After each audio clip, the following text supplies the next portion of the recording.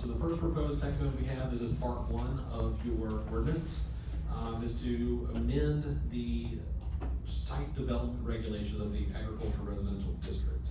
And the general purpose for this is to provide traditional lot subdivision options for a parcel or parcels with access to public water, public sewer, or both. A couple sections here are the definitions for urban beekeeping, parts 2, 3, 4, and 5 of your ordinance. So we have a definition here for an apiary, colony, hive, and the definition for urban beekeeping will be added to your ordinance. 6, we'll be adding the urban beekeeping use to our ordinance.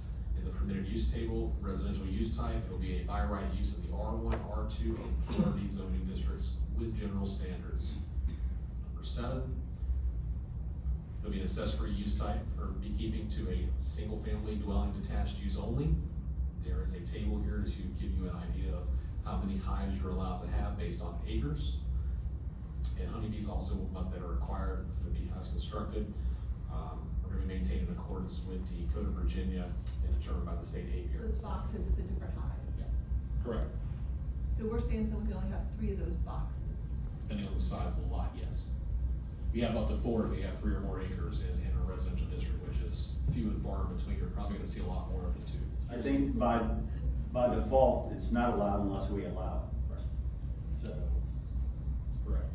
that's the It's not problem. allowed unless we allow it. Right, I know, that's the Dillon rule. My concern on this is if you don't do it,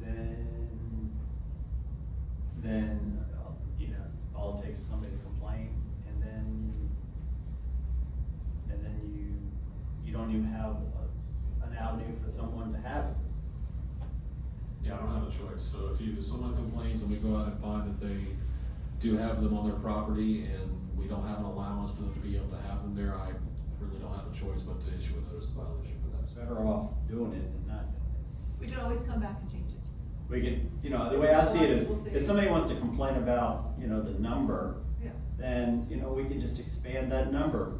That'll solve that problem. 4 district into not allow for inoperable vehicles to be parked. This is really just due to the fact that we've been getting some complaints recently about some of the apartment complexes around not dealing with the inoperable vehicles like they should be. So this particular, we can step in now with this particular ordinance amendment and require that the apartment complex remove the vehicle.